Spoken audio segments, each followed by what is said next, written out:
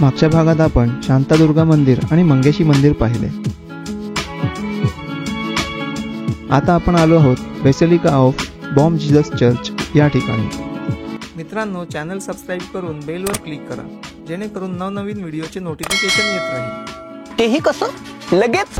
तर मित्रांनो, आपण आलो आहे basilica of Bom Jesus old Goa या ठिकाणी। इथला टायमिंग बघा तुम्ही, हा टायमिंग आहे, या टायमिंगमध्येच यायचं आहे। इकडे समोर चर्च आहे आणि इकडे बॉडी ठेवली आहे असं म्हणतात।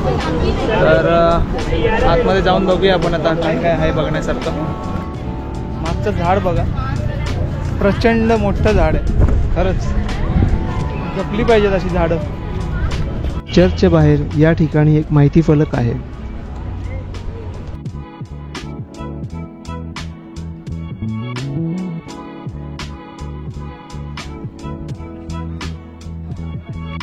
तर मित्रांनो, आपण पूर्ण आतमध्ये फिरून आलो ह्या चर्चच्या आतमध्ये।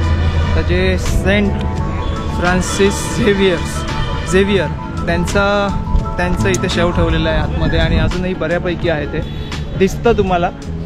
वरती काचेच्या पेटीमध्ये आहे ते, आणि तुम्ही पाहू शकता आतमध्ये तर बिलकुल व्हिडिओग्राफीला परमिशन नाही आहे। तरी वरती जी आर्ट गॅलरी होती त्याच्यामध्ये मला काही फक्त एक शूट करून घेतलं, ते मी तुम्हाला दाखवतो। संभाजी महाराजांनी जेव्हा गोव्यावर हल्ला केला तेव्हा तत्कालीन व्हाईसरॉयने संत झेवियर्स यांची बॉडी तळघरातून बाहेर काढली आणि पोर्तुगीजांचा राजदंड त्यांच्या हातात ठेवला। इतर राजचिन्हे त्यांच्या पायात ठेवली आणि एक कागद ठेवला ज्यात लिहिलं होतं, मी पोर्तुगीजांच्या राजाच्या वतीने हे राज्य या प्रेताला अर्पण करतो, आणि संभाजी राजांचं आलेलं संकट दूर व्हावं अशी या ठिकाणी प्रार्थना केली गेली। नेमकं तेव्हाच मुघल स्वराज्यावर चालून आले याची माहिती राजांना मिळाली आणि राजे रायगडी परतले। त्यामुळे या प्रेताविषयी त्यांचा विश्वास दृढ झाला। त्यामुळेच या ठिकाणी लाखो लोक भेट देतात।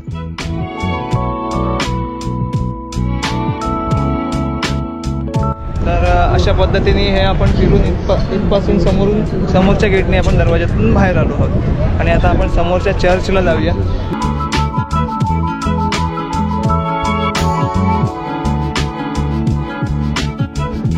तर मित्रांनो, ह्या साईडला पुरातत्व खात्याचं संग्रहालय आहे, जे समोर तुम्ही पाहू शकता, इथे बोर्ड लावलेला आहे, आणि ह्या साईडला चर्च आहे। तर आधी आपण चर्चकडे जाऊया।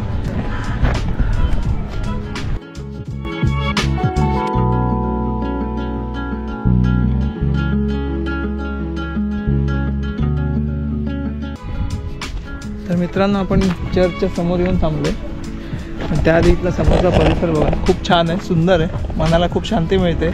एवढा उन्हाचा तडाखा आहे तरी सुद्धा हे पाहिल्यावरती खूप आनंद वाटतो, असं शांत वाटते। आणि आता आपण जरा चर्चमध्ये जाऊन बघूया। तर इकडची नक्षीकाम तुम्ही पाहू शकता, किती सुंदर आहे।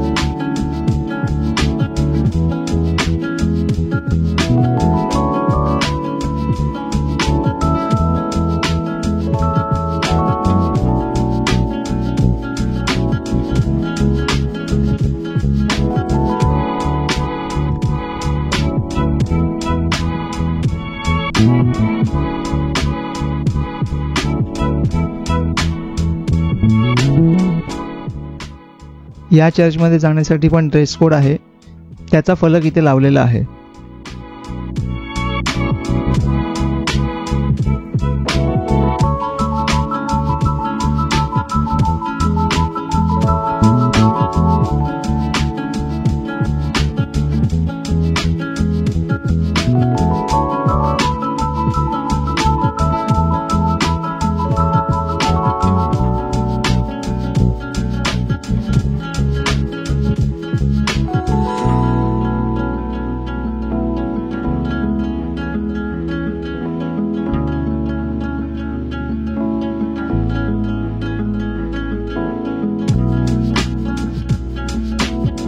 तर मित्रांनो, आता आपण आतमध्ये जाऊन आलो आहोत। तर जे काही थोडंफार शूट करता आलं आतमधलं, तर ते तुम्हाला कसं वाटलं मला नक्की सांगा कमेंट सेक्शनमध्ये। आता दुपार झाली आहे, तर जरा काहीतरी लंच वगैरे करून घेऊया।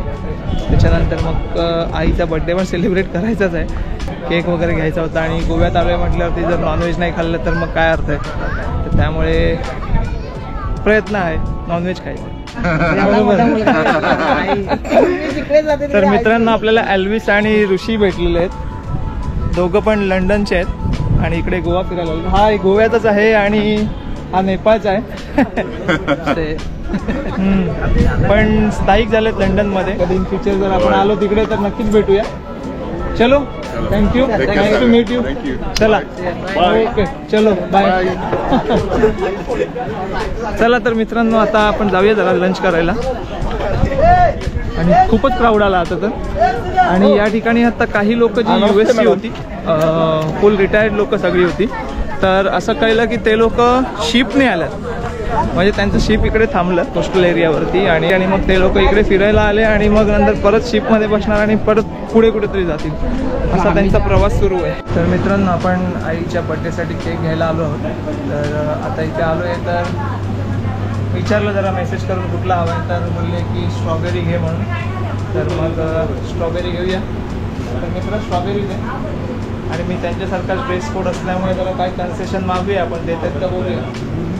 सेम आहे बघा, त्या मॅडम पण सेमच आहेत, पण काय कन्सेशन देत नाहीत आपल्याला. हे बघा, तुमच्यासारखा ड्रेस कोड आहे आमचा, काय तुम्ही कन्सेशन द्या थोडंफार. आई टाका, आई लिहा. मित्रांनो, जवळच होतं केक शॉप, तर इकडेच घेतलं आणि आता इथेच बसलं एका हॉटेलमध्ये. तिथे केक कापूया. अन्नपूर्णा इकडे पण आहे. शांभवी म्हणून हॉटेल होतं एक, छान आहे हॉटेल ते पण आम्हाला जे मेनू पाहिजे होता तिथे नव्हता. त्याचे पण रेटिंग चांगले आहेत. ह्याचे 3.8 आहेत, त्याचे 4 आहेत. चला इकडचं बघूया तरी पण कसं आहे या ठिकाणी. कुठे बसले? अच्छा, अंदर बैठे क्या? अच्छा.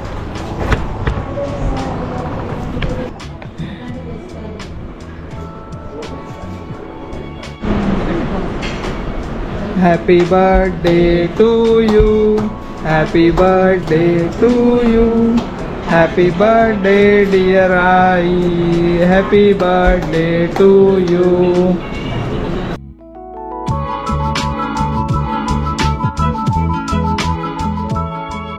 तर मित्रांनो, प्रॉपर अशी आपण गोवन थाळी मागवली आहे.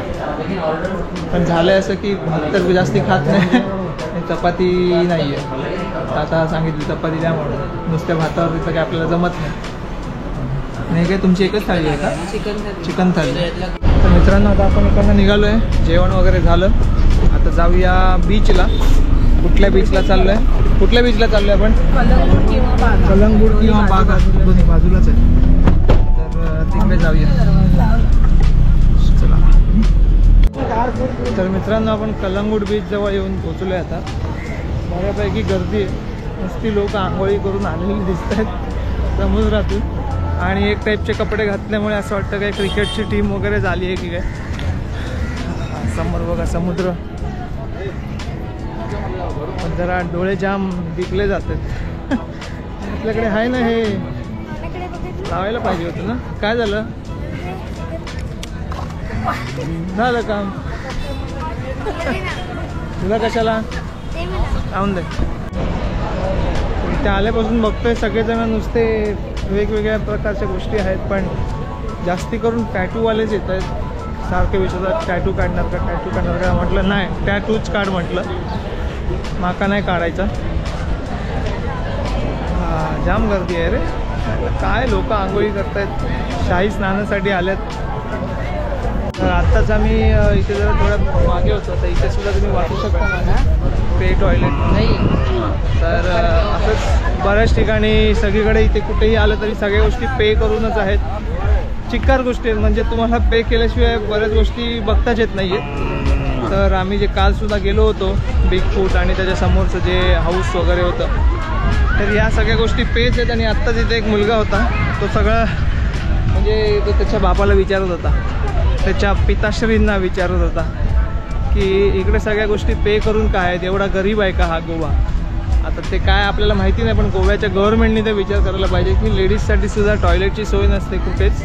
गव्हर्नमेंटतर्फे जी असायला पाहिजे ती नाही आहे. गव्हर्नमेंटने जरी घेतले तरी हरकत नाही आहे, कारण आपण स्टेशनवरती 1 रुपये वगैरे तर देतोच आहे, पण इकडे सरळ 5 रुपये आणि महिलांसाठी 10 रुपये असे रेट असल्यामुळे तर हे खूपच महाग आहे. ही लूटच आहे एक प्रकारे बघायला गेलं तर. आता काय आपण आनंद लुटायला आलो आहे, आता तो लुटूया जरा. बनाना राइड वगैरह अलग अलग टाइप की राइड्स आहे, बोट आहे, सब करके हो गया, पॅरासेलिंग वगैरे सगळे विचारायला येत आहे. Enjoying here.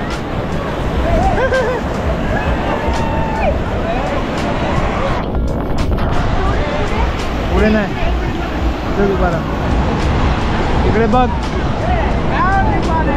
नाचो पाणी में बस. जास्ती नको नाचू.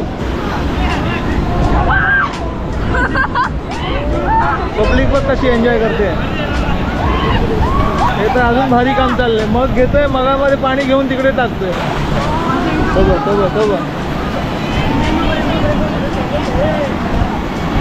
काय शोधतोय बघूया आपण, त्याला विचारूया. क्या कर रहे हैं दोस्त तू इसमें? क्या कर रहे हैं? साफ कर रहे हैं अपने आप को. तुला साफ करायचे बघावं ते नवलच. कशाला बोलतोय? तुला बोट चालली तिकडे बघ.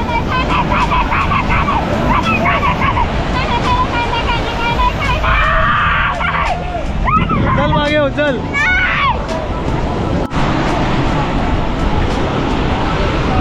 इकडे बनाना राईड वगैरे आहे. इकडनं स्पीड बोट वरती पण घेऊन जातात आपल्याला राईडसाठी. नाच.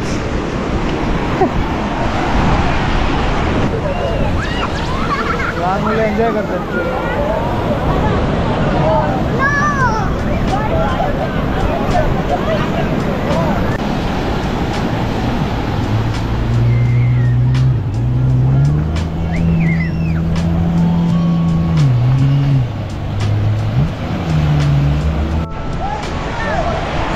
नवीन बाबा आलेत ते कुठले.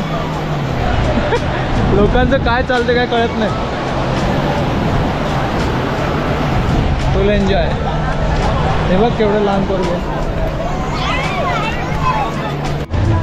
रिटर्न इकडनं आता निघालोय आपण. जाऊया बागा बीचला. तो बघूया कसा आहे. इकडे पण जाम गर्दी आहे. मित्रांनो आपण जरा ट्रेनचा स्टेटस बघितला आणि इकडनं आपल्याला हॉटेलवर पोहोचायला किती वेळ लागेल तोही बघितला. तर बीचवरती जाणं पॉसिबल नाही आहे कारण आता 1.5 तास इथून आम्हाला हॉटेलवरती जायला लागणार आहे. त्यामुळे आम्ही निघालो हॉटेलकडे आणि 7 वाजता हॉटेलला पोहोचू. 8ची गाडी आहे. तर 8च्या गाडीच्या आधी आपल्याला थोडं लवकर पोहोचलं पाहिजे. म्हणून हा आता आपला व्हिडिओ इथेच थांबवूया आणि पुढच्या वेळी आपण कुठे जाणार आहोत ते नंतरच्या वेळेला बघूया. पण तोपर्यंत टाटा बाय बाय. जय हिंद.